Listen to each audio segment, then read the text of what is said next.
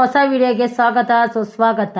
ಇವತ್ತೇನಪ್ಪ ಅಂತಂದರೆ ದೇವಸ್ಥಾನಕ್ಕೆ ಹೋಗೋಣ ಅಂತ ಮನೆಯಲ್ಲ ಪ್ಲ್ಯಾನ್ ಮಾಡ್ಕೊಂಡಿದ್ವು.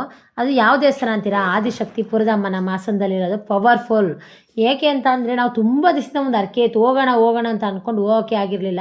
ಆ್ಯಕ್ಚುಲಿ ನೆನ್ನೆ ಏನಾಯಿತು ಅಂತಂದರೆ ಹೋಗೋಣ ಅಂತ ಎಲ್ಲನೂ ಸಾಮಾನೆಲ್ಲ ಕಟ್ಟಿಟ್ಕೊಂಡಿದ್ದು, ಮತ್ತು ಮನೇಲಿ ಸ್ವಲ್ಪ ಪ್ರಾಬ್ಲಮ್ ಆಯಿತು ಅಂತ ಇವತ್ತು ಹೋಗೋದು ಬೇಡ ನೆಕ್ಸ್ಟ್ ವೀಕ್ ಹೋಗೋಣ ಅಂತ ಅಂದರು. ಅದು ಏನು ಅಂತ ಗೊತ್ತಿಲ್ಲ, ಮತ್ತೆ ಮನಸ್ಸಾಗಿ ಬೆಳಗ್ಗೆ ಎದ್ದ ತಕ್ಷಣ ದೇವಸ್ಥಾನಕ್ಕೆ ಹೋಗೋಣ ಅಂತ ಇದ್ಕಿದಂಗೆ ಹೊರಟ ತಕ್ಷಣವೇ ಸೀದಾ ದೇವಸ್ಥಾನಕ್ಕೆ ಹೋಗಿ ನಿಂತು ದೇವಸ್ಥಾನದಲ್ಲಿ ಅಂತೂ ಸಿಕ್ಕಾಬಟ್ಟೆ ರಶ್ಶು. ಆ ರಶ್ ಏನು ಕೇಳ್ತೀರಾ ಅಂತಂದರೆ ಯಪ್ಪ ದೇವರೇ, ನನಗಂತೂ ನಿಂತು 1 ಅವರ್ ಕ್ಯೂನಲ್ಲಿ ನಿಂತು ಸುಸ್ತಾಗೋಯ್ತು. ಅಷ್ಟರಲ್ಲಿ ಏನಾಯಿತು ಅಂತಂದರೆ ನಾವು ಜಾಗ ಎಲ್ಲ ಹುಡ್ಕೋಣ ಅಂತ ಹೋದ್ವು. ಅಲ್ಲೊಂದು ಮನೆ ಹತ್ರ ಹೋದಾಗ ಏನಾಯಿತು, 400 ರೂಪಾಯಿ ಸಿಲಿಂಡ್ರು kg ಅಂದ್ಬಿಟ್ರು. ಹಂಗೆ ತಲೆ ಗಿರ್ರ ಅಂದ್ಬಿಡ್ತು ನನಗೆ. ಅದು 400 ರೂಪಾಯಿ ಸಿಲಿಂಡ್ರು ಅಂದ ತಕ್ಷಣ ಆಮೇಲೆ ನಮ್ಮಮ್ಮ ನನ್ನ ಮಕ್ಕಳು ನಾನೆಲ್ಲ ಸೇರಿಕೊಂಡು ಅಯ್ಯೋ ಅವ್ರಿಗೆ 400 ರೂಪಾಯಿ ಕೊಟ್ಟು ಮಾಡಬೇಕಮ್ಮ, ಜಾವಕ್ಕೆ 200 ರೂಪಾಯಿ ಹಾಕಿ ಕೊಡಬೇಕು ದೇವಸ್ಥಾನದಲ್ಲಿ ಅಂತ ಹೇಳಿ ಸೀದಾ ಹೊರಟು ಯಾವುದೋ ಒಂದು ಮರದ ಹತ್ರ ಒಂದೊಳ್ಳೆ ನೆಲ್ಲಿರೋ ಅಂಥ ಜಾಗದಲ್ಲಿ ಜಮಖಾನ ಹಾಸಿ ಅಲ್ಲಿ ಕುತ್ಕೊಂಡ ತಕ್ಷಣ ನಮ್ಮಮ್ಮ ಸಾಮಾನೆಲ್ಲ ತೆಗೆದು ಪಾತ್ರೆ ಎಲ್ಲ ಇಟ್ಟಿದ ತಕ್ಷಣ ಏನಾಯಿತು ಅಂತೀರಾ ಫ್ರೆಂಡ್ಸ್, ಒಂದು ಮಾವಿನಕಾಯಿ ಇತ್ತು. ಆ ಮಾವಿನಕಾಯಿ ನೋಡಿದ ತಕ್ಷಣ ನನ್ನ ಮಗಳು ಯಪ್ಪ ದೇವರೇ ಏನು ಅನ್ನ ರಸ ತಿಂದೇ ಇದ್ರಾರ್ತಾರಲ್ಲ ಆ ಥರ ಆಡ್ಬಿಟ್ಲು. ಅದೊಂದು ಮಾವಿನಕಾಯಿ ಕುಯ್ಕೇನು ಕರ್ರ ಕರೆದಿದ್ಲು. ಆ ತಿನ್ನೋದಲ್ದಲ್ಲಿ ಏನು ಮಾಡಿಬಿಟ್ಲು ಅಂತೀರಾ ಫ್ರೆಂಡ್ಸ್, ಉಪ್ಪು ಖಾರ ಕೊಡಿ ಅಂತ ಶುರು ಮಾಡ್ಕೊಂಬಿಟ್ಲು. ನಮ್ಮಮ್ಮ ಎಲ್ಲೈತೆ ಉಪ್ಪು ಖಾರ ಅಂತ ಬೈಯಕ್ಕೆ ಶುರು ಮಾಡ್ಕೊಂಡ್ರು. ಆಮೇಲೆ ಸರಿ ಆಯಿತು ಬಿಡಿ ಹಂಗೆ ತಿಂತೀನಿ ಅಂತೇಳಿ ಹಂಗೆ ಮಾವಿನಕಾಯಿ ತಿಂದ್ಲು. ಆಮೇಲೆ ಏನಾಯ್ತು ಅಂತೀರ, ಒಂದು ಒಲೆ ಹಾಕೋಕ್ಕೆ ಅಂತೂ ಅರಸಾಹಸ ಪಟ್ಟೆ ನಾನು ಅಂತ. ಅಂದರೆ ಯಾಕೆ ಅಂದರೆ ನಾವು ಸಿಟಿಯವರು ಒಲೆ ಹಾಕೋಕ್ಕೆ ಬರಲ್ಲ. ಹಳ್ಳಿ ಕಡೆ ಆದರೆ ಒಲೆ ಎಲ್ಲ ಹಾಕಿ ರೆಡಿ ಮಾಡ್ತಾರೆ, ಅವ್ರಿಗೆ ಹೆಂಗೆ ಮಾಡಬೇಕು ಅಂತ ಗೊತ್ತಿರುತ್ತೆ. ಅದರಲ್ಲೂ ನಾವು ಸಿಟಿಯವ್ರು ಆಗ್ಬಿಟ್ಟು ಯಪ್ಪ ದೇವರೇ ಒಲೆ ಹಾಕೋಕ್ಕಾಗ್ದಲೇ ನಾನೊಂದು ಅರಸಾಹಸ ಮಾಡ್ತಾಯಿದ್ದೆ. ಅಷ್ಟರಲ್ಲಿ ನಮ್ಮ ಅಪ್ಪ ಬಂದ್ಬಿಡ್ತು. ಏನು ಮಾಡ್ತಿದ್ಯಾ ಮಗಳೇ ಅಂತ ಶುರು ಮಾಡ್ತು. ಅಪ್ಪ ಒಲೆ ಹಾಕ್ತಾಯಿದ್ದೀನಿ, ಹಾಕಕ್ಕೆ ಬರ್ತಾಯಿಲ್ಲ ನನ್ನ ಕೈಲಿ ಅಂತೂ. ನೀನು ಹೆಣ್ಮಗ ಹುಟ್ಟಿರೋದೇ ವೇಸ್ಟ್ ಕಣೆ, ಒಲೆ ಹಾಕಕ್ಕೆ ಬರೋಲ್ಲ ಅಂತ ಶುರು ಮಾಡಿದರು.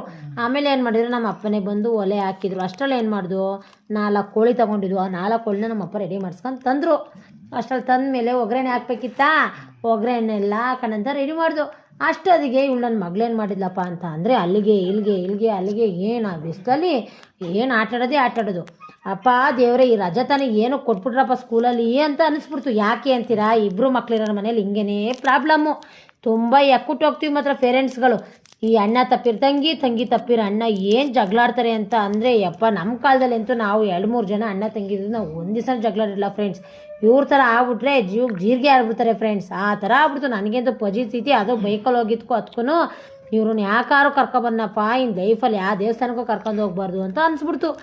ಯಾಕೆ ಅಂತ ಅಂತೀರಾ, ಬರೀ ಕೇವಲ ಒಂದು ಐಸ್ ಕ್ರೀಮ್ಗೋಸ್ಕರ ಜಗಳಾಡ್ಬಿಟ್ರು. ಐಸ್ ಕ್ರೀಮ್ ನನಗೆ ಐಸ್ ಕ್ರೀಮ್ ಅಂತ ಶುರು ಮಾಡ್ಕೊಂಡ್ರು. ಅದೆಲ್ಲ ಐಸ್ ಕ್ರೀಮ್ ಕೊಡಿಸ್ಲಿಲ್ಲ ಅಂತ ಶುರುವಾಯಿತು. ಆಮೇಲೆ ಜ್ಯೂಸ್ ತರೋಗು ಅಂತ ಕಳಿಸ್ದೆ. ಜ್ಯೂಸ್ ತಗೊಂಬಿಟ್ರು. ಜ್ಯೂಸಿಂದ ಆದಮೇಲೆ ಏನಾಯಿತು, ನೀರು ತಗೊಂಬರಮ್ಮ ಅಂತ ಕಳಿಸಿರೆ 30 ರೂಪಾಯಿ ದುಡ್ಡು ಕೊಟ್ಟು ಕಳ್ಸೀನಿ ಫ್ರೆಂಡ್ಸ್, 2 ಲೀಟ್ರ್ ನೀರು ತಗೊಂಬ ಅಂತ. ಅಲ್ಲಿ ಶುರುವಾಯ್ತಲ್ಲಪ್ಪ ಅಣ್ಣ ತಂಗಿದ್ದು ಜಗಳ, ನಾನು ನೀರು ತರ್ತೀನಿ ಅಂತ. ಯಪ್ಪ ಈ ರೋದನೆ ಯಾರೇ ಬೇಕಪ್ಪ ಅಂತ ಅಲ್ಲೆಂತ ಗದ್ಲಿಸಿ ನಾವೆಂದು ಸುಮ್ಮನೆ ಕೂರಿಸಿದ್ವು ಫ್ರೆಂಡ್ಸ್. ಅಷ್ಟೊತ್ತಿಗೆ ಅಡುಗೆ ಎಲ್ಲ ಮಾಡೋಕ್ಕೆ ಶುರು ಮಾಡ್ದು. ಏನೇನು ಮಾಡ್ದು ಅಂತ ಅಂತೀರಾ, ಅದ್ರೊಂದು 4 ಕೋಳಿ ಅಲ್ವಾ, 1 ಬಾಯ್ಲರ್ 3 ಫಾರಮ್ ತೊಗೊಂಡಿದ್ದು. ಆಹಾ ಬೊಂಬಾಟ್ ಭೋಜನ ಇವತ್ತು ಶುಕ್ರವಾರ ಬೇರೆ. ಏನೇನು ಮಾಡ್ದು ಅಂತೀರಾ, ಚಿಕನ್ ಸಾಂಬಾರು ಮಾಡ್ದು, ಆಮೇಲೆ ಚಿಕನ್ದು ಕಲ್ಗುಣ್ಗಿ ಲಿವರ್ ಎಲ್ಲ ಬರ್ತಲ್ಲ ಅದು ಕಡಲೆಕಾಳು ಹಾಕ್ಬಿಟ್ಟು ರೋಸ್ಟ್ ಮಾಡ್ದು, ಮತ್ತು ಫಾರಮ್ ಬಾಯ್ಲರ್ ಕೋಳಿ ತೊಗೊಂಡಿದ್ವಲ್ಲ ಅದ್ರದ್ದು ಚಾಪ್ಸ್ ಮಾಡ್ದು. ಎಲ್ಲ ಮಾಡಿ ಮುಗಿದ್ಮೇಲೆ ಏನಾಯ್ತಪ್ಪ ಅಂತ ಅಂದರೆ ಎಡೆ ತಗೊಂಡು ಹೊರಡೋಣ ಅಂತ ಎಡೆ ತಗೊಂಡು ಹೋಗೋಣ ಅಂತ ಹೊರಟಾಗ ಏನು ಮಾಡಿದ ನನ್ನ ಮಗ, ಅಮ್ಮ ಈಗ ಎಲ್ಲಿಗೆ ಹೋಗ್ತಾ ಇದ್ರಾ ಅಂತ ಶುರು ಮಾಡ್ದ.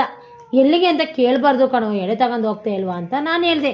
ಆವಾಗ ಏನಾಯಿತು, ಎಡೆ ತಗೊಂಡು ಹೊರಟ್ವಾ. ಅಲ್ಲೆಂತೂ ಹೋದ್ರೆ ಆ ಎಡೆ ಕೊಡೋ ಜಾಗದಂತೂ ಯಪ್ಪ ದೇವರೇ ರಿಶೋ ಹೆಚ್ಚು ಕಡಿಮೆ ಒಂದು 200 ಮೇಲೆ ಜನ ಇದ್ರೇನೋ.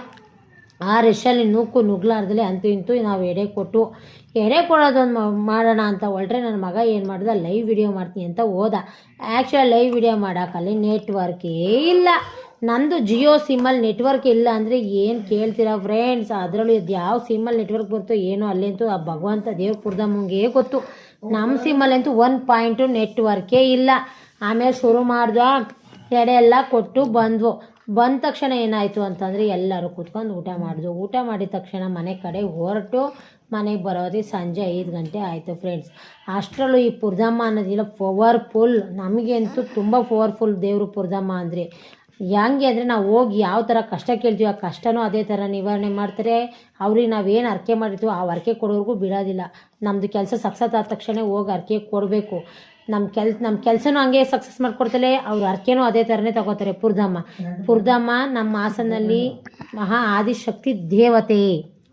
ನಾನು ಏನು ಹೇಳೋಕ್ಕೆ ಇಷ್ಟಪಡ್ತೀನಿ ಅಂತಂದರೆ ಈ ದೇವರು ಫುಲ್ ಪವರ್ಫುಲ್ಲು. ನೀವು ಒಂದ್ಸತಿ ನಮ್ಮ ಹಾಸನ ಸುತ್ತಮುತ್ತ ಎಲ್ಲರೂ ಹೋಗಿರ್ತಾರೆ ಅಂತ ಅಂದ್ಕೊಂಡಿರ್ತೀನಿ. ನಿಮಗೂ ಅದೇ ಥರ ಕಾರ್ಯಗಳು ಸಕ್ಸಸ್ ಆಗಿರುತ್ತೆ. ನಮಗಂತೂ ತುಂಬ 100% ಸಕ್ಸಸ್ ಆಗಿದೆ. ನೀವು ಯಾರ್ಯಾರೆಲ್ಲ ಹೋಗಿ ನಿಮಗೆಲ್ಲ ಕೆಲಸ ಸಕ್ಸಸ್ ಆಗಿದೆ ಅವರೆಲ್ಲ ಕಮೆಂಟಲ್ಲಿ ತಿಳಿಸಿ. ಇನ್ನೂ ಹೆಚ್ಚಿನ ವೀಡಿಯೋಗಳನ್ನ ಹಾಕ್ತಾ ಇರ್ತೀವಿ. ಧನ್ಯವಾದಗಳು.